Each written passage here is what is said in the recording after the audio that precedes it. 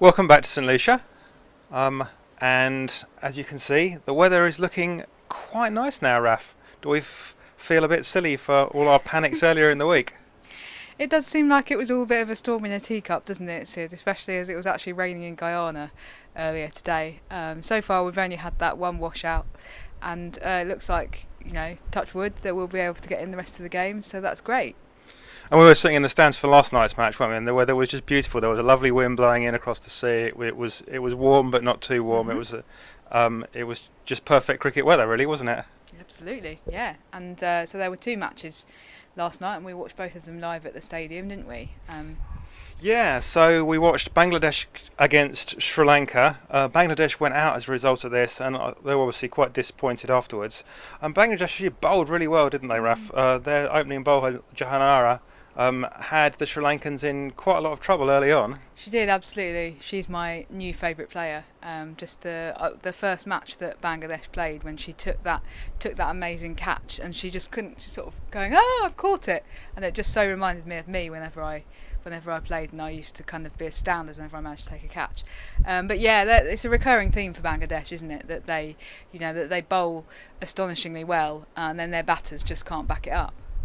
Yeah, and unfortunately they couldn't last night. So Sri Lanka still alive just about in the same group as England and the West Indies and South Africa. And the second game last night we saw the West Indies take on South Africa, and the West Indies also looked to be in a lot of trouble early on against South Africa's fantastic bowling attack, and we were going, can they make it past the magic figure of 48 that the West Indies struggled to in the World Cup against South Africa?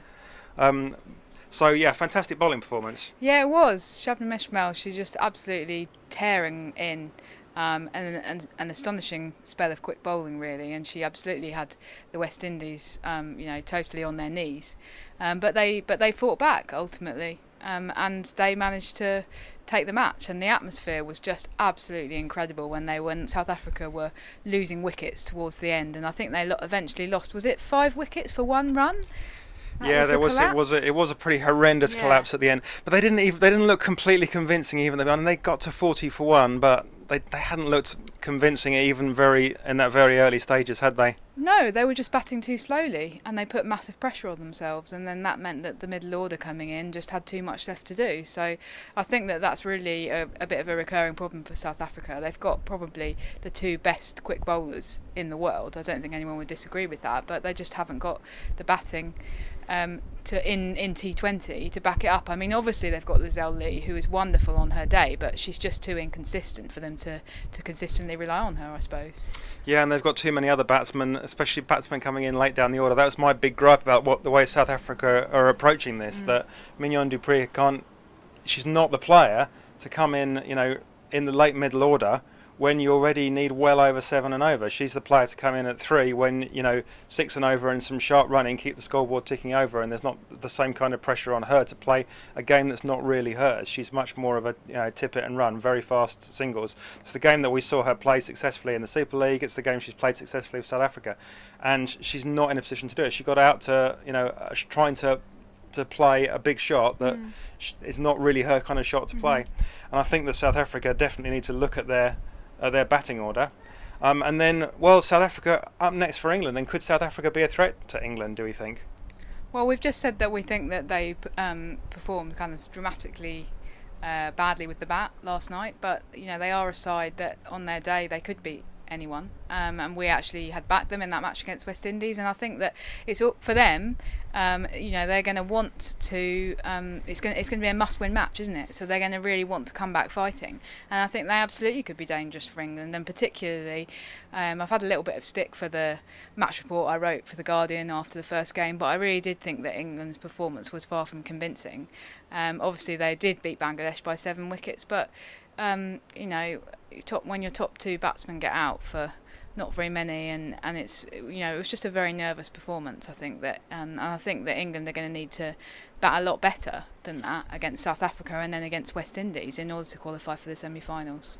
Yeah, England certainly can't afford another performance of the kind they had the other day, to be honest. It's all very well giving Danny Wyatt and Tammy Beaumont licence to hit out in the power play, but if they get out in the power play, both of them every time, then that's no good. So England definitely is going to put in a good performance, and South Africa are going to be really fired up to to try and rescue their tournament against England.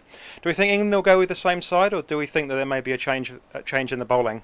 Well, something Mark Robinson said before the last match was that they were really going in blind in terms of they didn't know how the pitch was going to play. They hadn't managed to get out and practice on it, and they hadn't really, they didn't really quite understand what it was going to do. And then we've now seen several matches on it, and it does seem to be a pitch that's a bit more pace friendly than it is spin friendly. So it may be that they have to not go with the kind of 3 left arm spinner line of attack that they went with the other day. I don't know. What do you think, Sid?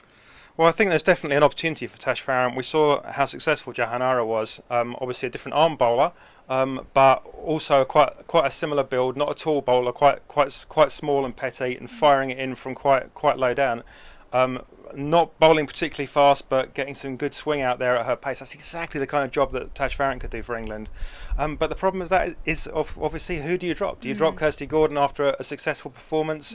Yeah. Do you drop Lindsay Smith, who's obviously been groomed to bowl those dirty overs, as Mark Robinson put it? Do you drop Sophie Eccleston, who's the England's top spinner in possession? It's a difficult question, isn't it? Absolutely, yeah. I'm glad that I'm not being the one that selects the team. So do we think England's still going to qualify? Yes, I should think so. I just think they need to step up their game a little bit from here, and particularly if they end up facing, because they could actually it's still possible that they could end up facing Australia in the semi-finals, isn't it? Because they might well not top the group. So even if they do qualify, that's going to be a big challenge ahead. Yeah, I think the West Indies, although they had that good win against South Africa, and they've pulled back 2 quite difficult situations. They found themselves in a bit of trouble against Bangladesh, and they found themselves in a bit of trouble against South Africa, and they pulled it back twice, but not thoroughly convincing performances, even though they were roared on by a very partisan crowd. That was an amazing thing to be a part of.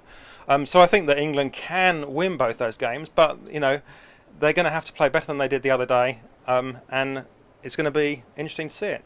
So we'll be back here tomorrow. Those games taking place tomorrow evening, and we look forward to going to those games and hopefully enjoying some more of the lovely weather in St Lucia and another England win.